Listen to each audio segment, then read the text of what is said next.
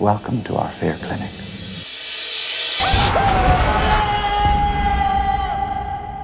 I was just driving along one morning and I heard one of the people on the radio say that terrorism is turning the American public into a nation of phobics. So I figured we needed a place to cure them. Now, the chamber here animates your phobias in the form of hallucinations.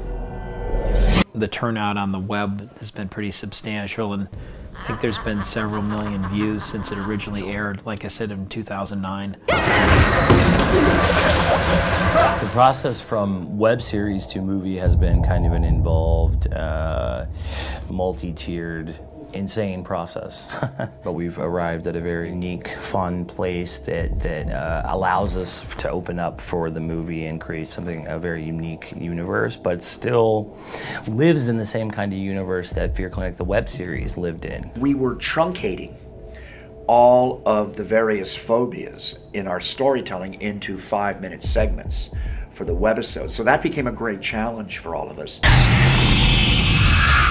But it was so successful, and we've had such great feedback over the years. My goal has always been to get a feature out of this because I believe in it as a potential franchise. The web series took place a year and a half, 2.5 years ago, before the movie begins. Dr. Andover has had amazing success with his fear chamber, acclaim, fame, and all these things that go along with it, but now he has suffered a fall from grace. This is one that just really fit me like a glove, and I wanted to explore it more because in the webisodes, I was more of a figurehead.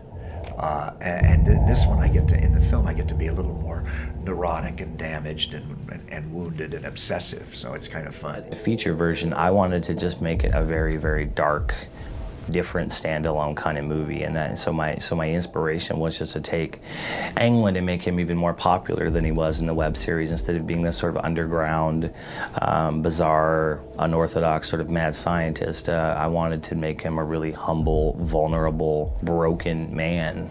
You know, like he's been to the top. He's actually helped a lot of people, and by doing so, he's essentially picked a fight with fear. He had a lot of successes, but he had one girl he couldn't fix. Paige. No! Paige, it's just a hallucination. All you need to do is open your eyes. Open your eyes, Paige. Paige, open your eyes!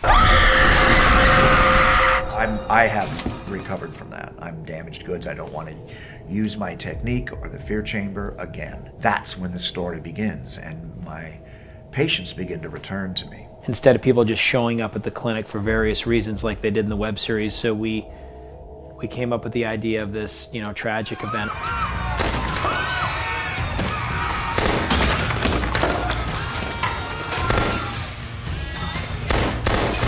And that has served as a trigger for some of their phobias. They've been cured.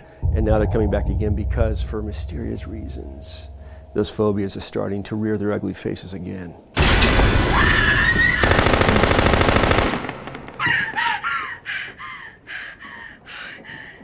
Sarah begins to see flashbacks of the shooter and doesn't know how to handle it, and comes back to the clinic to treat it. Hello?